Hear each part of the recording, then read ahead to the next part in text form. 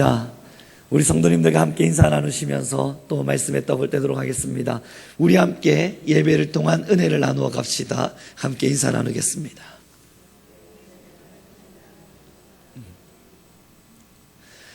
예배가 힘들어지는 경우가 두 번 있습니다. 한 번은 육체가 피곤할 때입니다.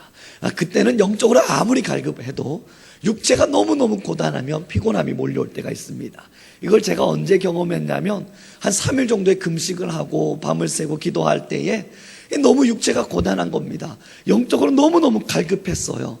그럼에도 육체의 고단함이 극에 차오르자 저도 모르게 몸이 나른해지는 걸 느꼈습니다. 영적인 갈급함과 달리 육적으로 피곤해도 우리의 졸음과 혹은 예배에 집중하지 못함이 찾아올 때가 있습니다. 두 번째는 영적으로 고단할 때입니다. 깨어날라 그래도 깨어나지지가 않는 거예요. 그래서 그저 영적으로 짓눌려져 있는 상태가 되어 있는 겁니다. 이 영적인 짓눌림 속에서 하나님, 나는 지금 짓눌린 상태입니다, 나 좀 깨워주세요 하고 가만히 있어봤자 아무도 깨워주지 않습니다. 제가 지금까지 신앙생활 해보니 늘 그렇더군요. 내가 영적으로 고단할 때에는 하나님, 나 좀 영적으로 깨워주세요 라고 가만히 앉아 있어도 아무도 깨워주지 않습니다. 스스로 자신의 영혼을 바라보며 야, 일어나봐, 나 영적으로 살아날 수 있도록 너 지금 함께 일어나봐, 이렇게 마음으로 일어날 때, 스스로 자립하려 할 때 그때 살아남의 역사를 경험하게 됩니다. 우리 옆 사람에게 다시 한 번 더 인사하면서 예배 은혜를 나누기를 원합니다. 우리 함께 하나님을 예배합시다. 아멘. 여러분, 예비군 훈련장에 가보면요, 많은 사람들의 지위를 막론하고 또한 젊은이들의 배움의 정도를 상관없이 다 똑같은 바보 같은 이들만 앉아 있습니다. 어리버리하고 바보스럽고 다들 말귀를 못 알아듣는 것 같고 게으르고 나태한 이들, 그들이 예비군 훈장에 다 모여 있습니다. 그래서 예비군에 가서, 저도 예비군으로 있어 본 적이 있지만 앉아서 가만히 보다 보면 저도 마찬가지, 또한 거기에 있는 모든 청년들도 마찬가지, 저런 이들을 믿고 한국을 맡겨도 되려는가 싶습니다. 그냥 퍼질러져 앉아서 짤짤이를 하기도 하고 때로는 콜라를 하기도 하고 그저 말장난을 하면서 서로 놀기도 하고, 게으르기는 군에서 일어나십시오, 우리 열심히 합시다 아무리 이야기해도 그냥 퍼질러 앉아서 누워있는 거예요. 움직이질 않습니다. 예비군 현장이 그래요. 근데 그분의 직업을 들어보면 변호사래요. 오, 정말요? 또 그분의 직업을 듣다 보면 그분 중에 박사학위, 석사학위 수두룩하고요, 그들 나름대로 사회적 지위와 명예 속에서 살아가요. 예비군만 벗고 나가면 깔끔한 양복을 입고 머리를 예쁘게 단장하고 많은 이들로부터 존경받기도 하고 때로는 칭찬받기도 하는 사람들이 예비군 옷만 입으면, 그 군복만 입으면 다 바보가 돼버립니다. 어쩔 수 없는 것 같아요. 저도 학교에서 예비군 훈련을 받았습니다. 그럼 신학교에서 예비군 훈련을 받잖아요. 다 신학생들이에요. 400명의 청년들이 모여 있으면 다 신학생들이에요. 그래서 이 마크에 딱 군종 찌라게 박혀 있습니다. 근데 거기 모이면 다 똑같아요. 야, 우리 말이야 하면서 같이 짤짤이 하고요, 거기서 예비군 밑에 후임들을 약 올리면서 우리 끌고 가라 이야기하기도 하고, 너는 몇 군번이냐 묻기도 하고 다 똑같습니다. 신기한 건 그 예비군만 벗으면, 그렇게 양복을 갈아입히면 다 전도사님이에요. 어떤 옷을 입었느냐가 중요한 거예요. 어떤 옷을 입었느냐가. 지금 자신의 마음가짐이 어떻느냐, 그것보다 더 중요한 건 지금 내가 무슨 옷을 입고 있느냐입니다. 그럼 이 옷을 입고 있는 것이 나의 마음가짐을 바꿔놓기도 합니다. 여러분, 제가 여러분들 모두에게 한 1,000만 원짜리 옷들을 다 사드리겠습니다. 이제 그 옷을 입고 여러분 대신 진흙탕에 한번 뒹구셔야 됩니다. 여러분 어떻겠어요? 들어가기 쉬우시겠습니까? 이 1,000만 원짜리 옷이 찢어질까 겁이 나서, 혹은 진흙탕에 들어가면 이게 지저분해질까봐 겁이 나서 할 수 없습니다. 제가 참 재미난 경험을 한번 했는데요. 얼마 전의 일입니다. 저희 아내가 저를 위해서 바지를 하나 사줬어요. 참 오래간만에 옷을 사서 이 애지중지 그 바지를 입고 다니다가 늘 드라이를 넣었는데, 그날따라 급해서 제가 다림질을 하겠다 그랬습니다. 가져와라. 이거 오늘은 급하니까 내가 다림질을 하고 내가 직접 입고 가겠다. 나도 군대 나온 남자, 이 칼주름 잘 잡는다. 그리고 가져오라 그랬어요. 탁 펼쳐들고 다리미를 뜨겁게 해서 검은색 정장 바지에 다리미를 쭉 누른과 동시에 저 아내가 이야기했습니다. 그렇게 하면 옷이 색깔이 변할 텐데요. 걱정하지 마라고. 나 군대 나왔다고. 그리고 한번 찐하게 누르고 들었자마자 그 바지가 번질번질하게 변해버렸습니다. 근데 제가 그 바지를 입었을 때요, 여러분 처음 그 바지를 사고 학교로 이제 가는데 입을 수가 없는 거예요. 청바지를 입고 차를 타고 운전을 하고 가서 학교 화장실에 들어가서 갈아입었습니다. 더럽혀질까 봐. 그런데 이제 번질번질해진 그 옷 바지를 보다 보니까 아유, 이제 작업복이나 해야겠다 마음이 먹여져요. 여러분 오늘의 본문에 뭐라고 기록되어 있냐면요, 예수 그리스도의 옷을 입으래요. 하나님께서 우리의 마음 안에, 내가 너희 마음 안에 거하마, 나는 거기서 멈추지 않고 예수 그리스도로 옷을 입으라 라는 건 예수님을 입으라는 이야기예요. 옷이 있는데 그 옷의 메이커가 예수님인 거예요. 또한 이 옷 자체가 예수님인 거예요. 그 예수님을 입으라는 거예요. 그럼 그 예수님을 입고 있는 우리가 똥물에다가 막 뒤집어 들어가겠습니까? 그럴 수 없다는 거죠. 예수님을 입고 있는 우리가 죄의 구렁텅이가 저기 뻗어져 있는 걸 알면서 그 옷을 입고 그 죄 안으로 들어갈 수 있겠는가? 그럴 수 없다는 거예요. 그래서 오늘의 본문이 그 이야기를 하는 겁니다. 13장 14절의 말씀 우리 함께 크게 읽어보도록 하겠습니다. 함께 읽겠습니다. 시작.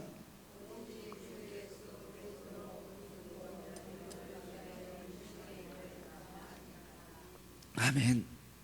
지금 우리가 예수님의 옷을 입고 있다면요, 지금 우리가 정말로 예수님의 옷을 입고 살고 있다면 이 옷이 지저분해질까봐 겁나는 게 마땅합니다.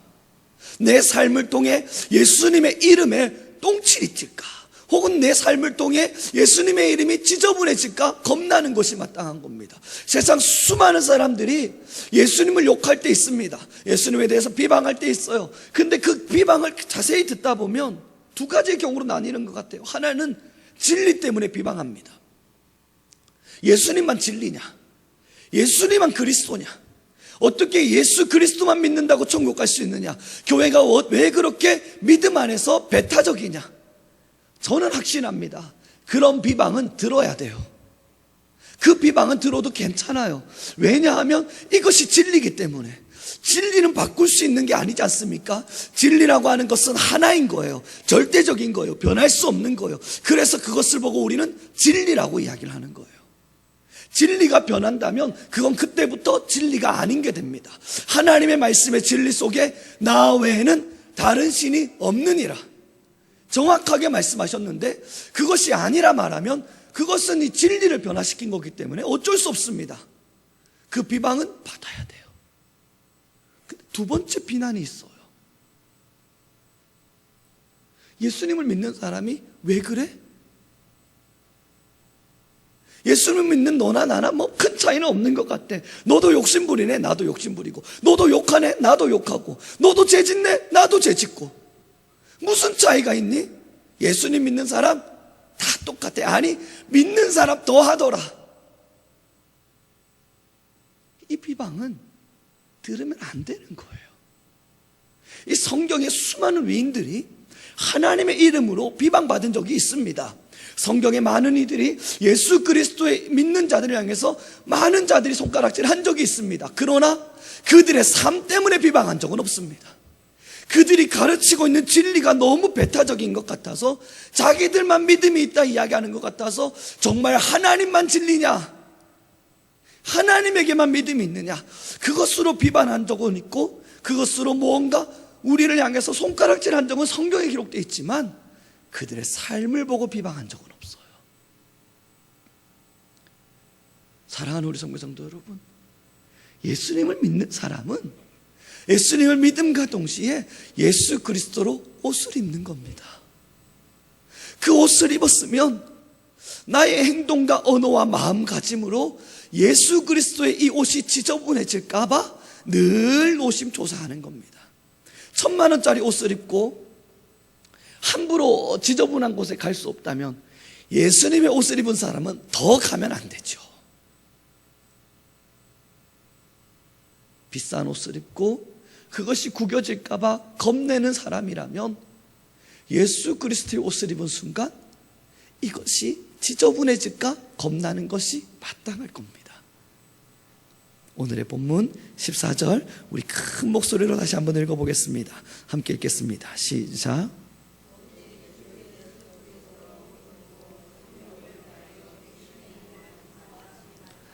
그러면서 13절의 말씀에는 이런 기록이 있습니다. 낮에와 같이 단정히 행하고 방탕하거나 술 취하지 말며 음란하거나 호색하지 말며 다투거나 시기하지 말고. 그리고 그 앞에 12절에도 있습니다. 밤이 깊고 낮이 가까웠으니 그러므로 우리 어둠의 일을 벗어버리고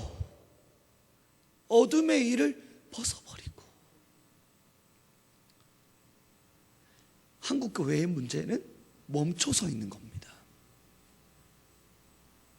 한국교회의 지금 현재의 가장 큰 문제가 뭔가? 이 서적을 살펴보거나 교회의 소식들을 들어보거나 또한 성경을 살펴보면 그 한 가지를 찾아낼 수 있는데 그 한 가지가 뭐냐면 멈춰서 있는 겁니다. 어디서 멈춰 있냐면 죄 가운데 멈춰서 있는 거예요.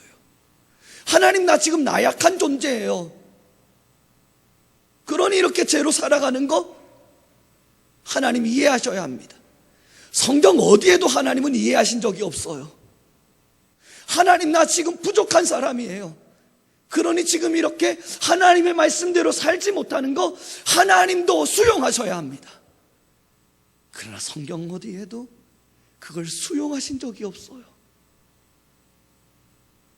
하나님은 언제나 우리를 향해서 내 율법을 지키라, 내 말씀을 지키라, 너의 마음과 정성을 다하여 나를 사랑하라, 그리하면 내가 너희를 사랑하리라.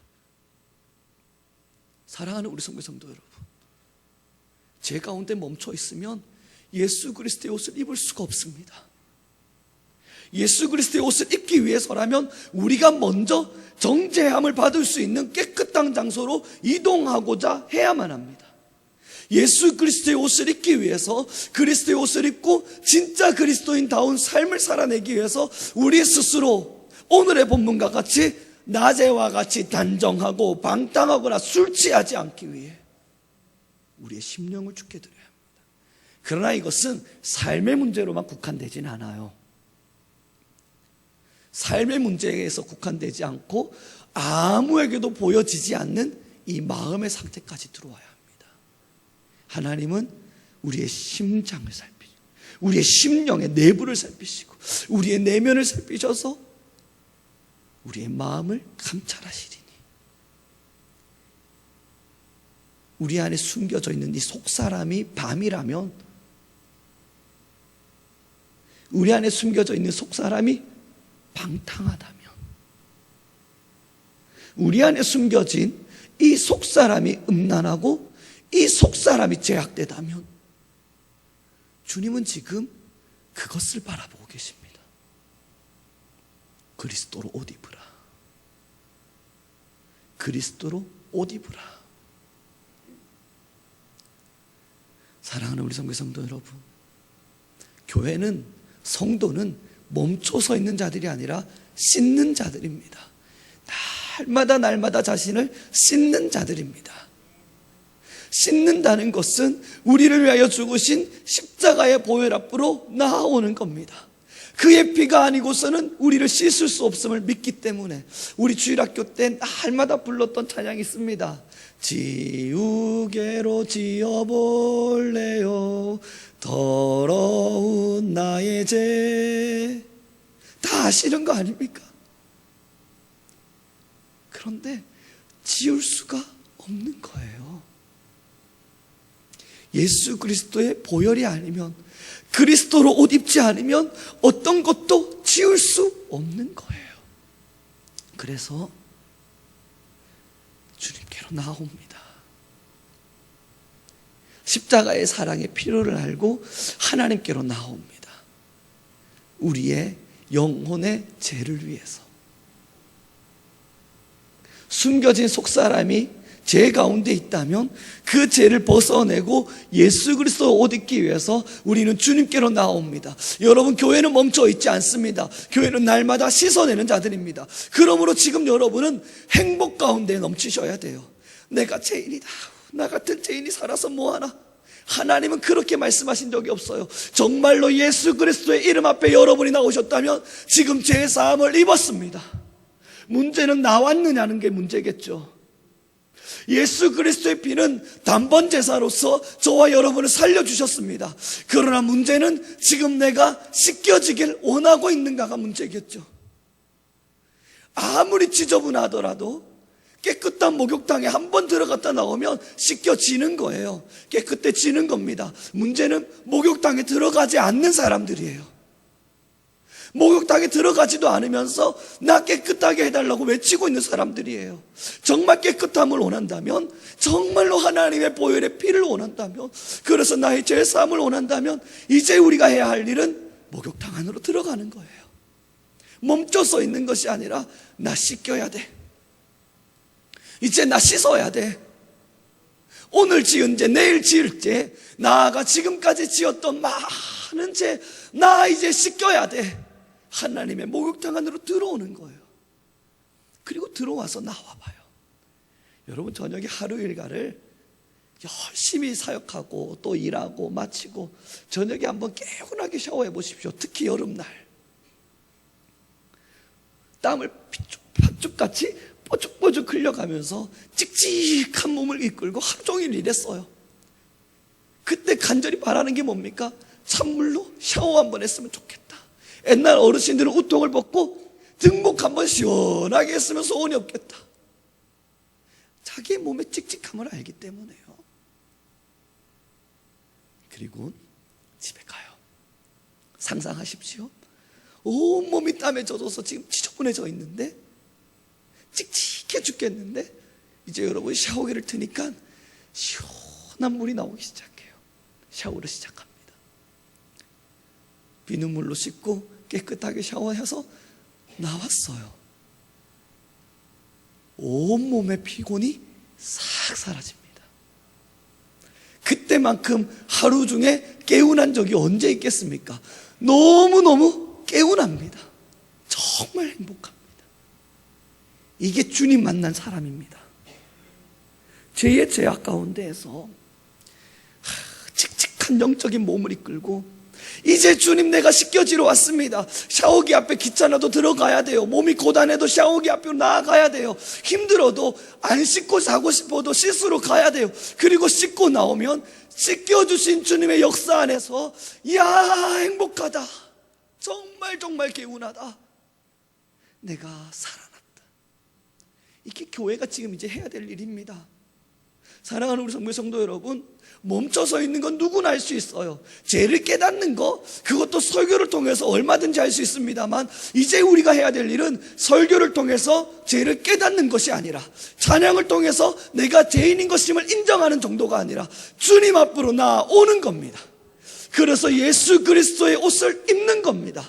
그래서 지금 여러분들의 영적인 피곤함과 고단함과 죄스러움을 씻어내는 거예요. 씻겨본 사람만이 그 씻겨짐의 행복을 알아서 늘 씻어달라고 구하러 오는 겁니다. 그래서 기도도 해본 사람이 안다고요. 하나님께 죄사함을 구해본 사람이 그 죄사함의 은혜가 얼마나 대단한 건지를 안다고요. 맛도 먹어본 사람만이 그 맛을 설명할 수 있다고요. 하나님으로부터 나와 죄사함의 은혜를 입어본 사람만이 기도의 맛을 아는 겁니다. 그 행복을 누려본 사람만이 그 기쁨과 즐거움을 알아서 다시 나와 주님, 나 죄인입니다, 그러나 이제 씻겨지길 원합니다, 기도하고 또 그 행복 속으로 나아가는 거예요. 맛을 먹어봐야, 이 맛을 맛봐야 그 맛을 표현하고 행복을 누릴 수 있는 거예요. 언젠가 다이어트를 하는 한 사람이 명언 하나를 날렸다면서 그 명언을 제게 누가 보여주더라고요. 먹어봤자 그 맛이다. 그러니까 먹지 말라는 이야기겠죠. 제가 그래서 그걸 보면서 다시 그 친구한테 이야기해 줬어요. 그 맛이라 먹는다. 알고 있는 그 맛이라서 먹는 거예요. 먹어봤자 그 맛이죠. 똑같은 맛일 거예요. 빵맛 뭐 별거 있습니까? 그런데 그 빵 맛이라서 먹는 거예요. 그 유혹을 이길 수 없어서. 여러분, 피자 먹어봤자 그 맛이겠죠. 뭐 변합니까? 그 맛이라 먹는 거예요. 너무너무 행복하게 했던 맛이라서. 여러분, 좋아하는 음식들 상상해 보세요. 그 음식들 뭐 변합니까? 그러나 그 맛이라 먹는 거예요. 너무너무 맛있어서 그걸 먹을 때 맛있다, 맛있다 할 수 있어서. 기도 해봤자 별거 없다고요? 해봤자 기도는 그저 기도일 뿐이라고요? 예배는 똑같은 예배의 현장 속에 그냥 예배하는 거라고요. 그러니 오늘 수요 예배는 안 가도 괜찮고, 내일 주일 예배는 또 안 가도 괜찮고, 그 다음날 예배도 안 가도 괜찮아. 왜냐하면 예배는 그냥 예배일 뿐이니까. 예배라서예요. 그 맛이라서 이 자리를 찾는 거예요. 하나님의 말씀을 듣고 그 말씀을 통해서 다시 살아나는 그 행복을 알기 때문에 이 자리를 찾는 겁니다. 예수 그리스도로 옷을 입으셨습니까? 예수 그리스도의 옷을 입기를 원하십니까? 그 옷을 입은 자, 그 옷을 벗을 수 없어요. 벗으라고 해도 벗지 않습니다. 예수 그리스도로부터 재씻음을 받아본 자, 그 은혜를 누려본 자, 기도하지 말라 그래도 기도의 자리를 찾으면서 주님 내 죄 사해 주십시오 말할 겁니다. 그래서 다니엘이 기도의 자리를 찾은 거예요. 기도할 수 없는 상황이지만 기도의 자리를 찾은 이유, 그 기도의 맛을 알아서 그렇습니다. 사랑하는 우리 성도 여러분, 이제 우리 교회는 죄를 깨닫는 교회, 내가 죄인인 것을 아는 정도의 교회, 그래서 머물러 있는 교회는 아니길 바랍니다. 한국 교회와 한국 성도님들의 문제는 머물러 있어서 문제예요. 열심히 말씀을 가르쳐줘서 이거는 죄입니다. 아, 죄구나. 이것은 하나님의 말씀에서 옳은 것이 아닙니다. 아, 옳은 게 아니구나. 이거는 주님의 말씀의 뜻입니다. 아, 뜻이구나. 그리고 그 자리에 멈춰 서 있는 게 문제예요. 아는 것은 많은데 행하는 바가 없다는 거죠. 들은 바는 많은데 실천하지를 못한다는 거죠. 그래서 실천을 해야 되는 것에 대한 깨달음은 많은데 그것을 움직여내지를 못하고 있다는 거죠. 이제 주님이 여러분을 부르셨습니다. 예수 그리스도의 보혈의 피 앞으로 여러분을 부르셨습니다. 이제 주님의 피로 깨끗하게 씻겨지길 바랍니다. 이제 예수 그리스도의 보혈의 능력으로 저와 여러분의 죄가 다 사해지기를 바랍니다. 그 은혜는 맛봐야 아는 맛입니다. 그 은혜는 먹어봐야 아는 맛입니다. 그리고 그렇게 예수 그리스도의 옷을 입은 사람만이 그리스도의 옷을 입고 함부로 그 옷을 지저분하게 하지 않기 위해 최선의 삶과 무단한 노력의 길을 걸어갑니다. 13절과 14절의 말씀 다시 한번 우리 큰 목소리를 읽어볼까요? 함께 읽겠습니다. 시작.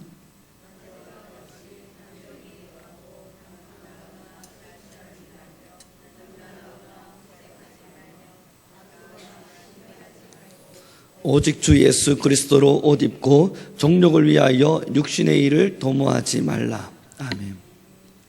예전에 제가 필리핀에 갔을 때의 일입니다. 참 어린 시절 필리핀에 가서 선교를 할 때 그 선교사님이 이 필리핀에서 누구 한번 먹어봐야 될 빵이라면서 그 빵을 하나를 사주셨었습니다. 너무 맛있는 거예요. 그리고 그 빵을 먹고 그 빵을 기억해야지 생각을 하고 기억을 하고 살았는데 어느 순간 잊었어요. 그러다 다시 필리핀을 찾았습니다. 그리고 선교사님들, 다른 선교사님에게 가서 제가 예전에 먹었던 빵이 있습니다. 근데 그 빵의 이름을 모르겠습니다만 맛은 이랬고요, 생김새는 요랬습니다. 혹시 아십니까? 모른대요. 유명한 거라 그랬는데요. 저는 처음 들어보는데요. 그래서 제가 그 옆에 있는 다른 분에게 다시 물어봤습니다. 제가 예전에 먹어봤던 빵이 있는데 이렇게 생겼고 이런 맛이었습니다. 이름이 기억이 나지 않아요. 혹시 아십니까? 모른대요. 제가 필리핀 현지인들에게 물었습니다. 저 좀 보세요. 옛날에 내가 먹었던 빵이 있는데 그 빵의 모양새가 이렇게 생겼고 이런 맛이었습니다. 그런데 이름을 모르겠습니다. 아십니까? 모른대요. 그때부터 제가 했던 일은요, 가서 필리핀에 유명하다, 그 너희들이 알고 있다 하는 그 비슷하다는 거 다 사가지고 와라. 여러분들이 그 비슷하다고 제게 설명해주고 있는 거 다 사가지고 와봐라. 그 중에 하나는 있지 않겠는가? 너무 먹고 싶어서, 너무 기다려주고 있는 맛이라서 다 사가지고 왔어요. 펼쳐놨는데 하나도 없는 거예요. 아닙니다. 이것도 아닙니다. 요것도 아닙니다. 아직도 제 안에 향수처럼 남아있는 빵입니다. 먹어보지 못했고 그저 그리움 속에 맛으로 남아있는. 그러나 저는 맛봤습니다. 이름은 기억나질 않아요.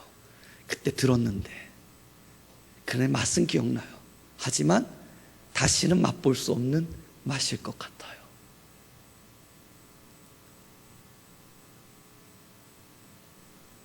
예수님을 만나셨습니까? 예수님의 사랑의 맛을 보셨습니까? 그런데 혹 어렴풋한 기억 속에 제사함의 은혜가 그저 남아있지만은 않으십니까? 이제는 그 제사함의 은혜와 나의 죄를 위하여 죽으신 십자가의 사랑은 기억 속의 이야기, 들려줄 수 있는 이야기, 그러나 맛볼 수 없는 이야기. 나의 죄를 사하신, 그래서 내가 기도할 때마다 우리의 죄를 사하여 주시겠노라, 그 위대한 역사의 사랑으로 다가오시는 하나님의 위대한 사랑, 그것을 이제 그저 어렴풋한 기억 속에 남아 계시진 않습니까? 지금 그 맛을 보셔야 합니다. 그건 찾지 못할 맛이 아니에요. 제가 지금 찾지 못할 필리핀의 그 빵과 같이 절대 찾지 못할 맛이 아닙니다. 원하시면 주님은 지금도 여러분을 기다리고 있습니다.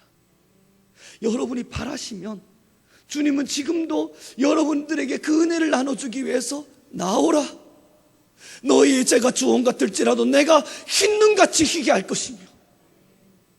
지금 여러분들에게 원하는 건 죄를 깨닫는 것이 아니라 나오라는 거예요.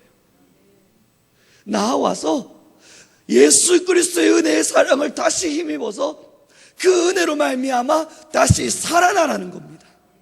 사랑하는 우리 모든 성민교회 성도 여러분, 다시 살아나십시오. 죄의 삶에서부터 해방되십시오. 주님의 은혜로 말미암아 여러분의 죄의 굴레를 씻어내십시오. 주님은 지금도 여러분의 죄의 문제를 해결하기를 원하십니다. 이제 우리가 해야 할 일은 씻으러 나오는 겁니다.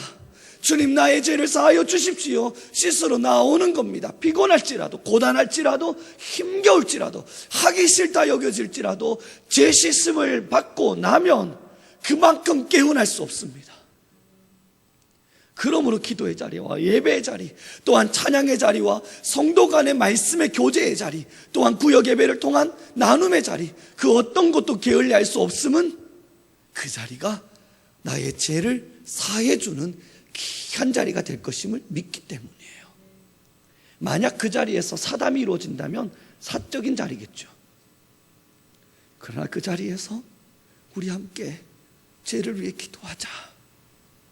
오늘 우리의 영광 가운데, 우리의 영혼 가운데 임재하실 주의 영광을 사모하자. 이제 우리가 세상의 신을 벗어버리고 이 자리에 나와 주님의 성령의 덮으심을 기다리자. 그럼 마가다락방의 역사는 일어납니다. 그럼 교회는 살아나고 성도는 움직이고 교회의 고질병이라고 말할 수 있는 멈춰 서 있음에서 일어나 씻겨짐의 역사가 우리 모두에게는 일어날 것입니다. 말씀을 마무리 짓도록 하죠. 오늘 함께 나눈 이 귀한 하나님의 말씀도 그저 멈추어 서 계신다면 또 깨닫는 것 중에 하나일 겁니다. 내가 참 오늘 좋은 것 하나를 깨달았어. 그러나 그건 죽은 말씀입니다. 그저 깨닫는 정도로 있는 건 바리새인들이 늘 했어요. 그래서 바리새인들을 향해서 예수님이 뭐라 그러셨냐면요, 너희가 영생을 얻기 위해서 성경을 연구하나 나를 알지 못하는구나. 바리새인들이 열심히 성경을 연구해서 깨달았어요. 구원자가 이렇게 오겠구나. 하나님의 사람은 이렇게 사는 거구나 깨달았어요. 그러나 예수님께 나아가질 않았습니다. 오늘의 이 설교 또 한 가지의 깨달음이 될 수 있을 겁니다. 그래서 누군가 초신자를 만나거나 신앙이 없는 이들을 만나거나 혹 하나님의 말씀을 모르는 사람을 만날 때 내가 설명할 수 있는 또 하나의 지식을 얻었구나 기뻐하실 수도 있습니다. 저는 신학교 다닐 때 그랬거든요. 교수님들이 너무너무 좋은 말씀 하나를 주시면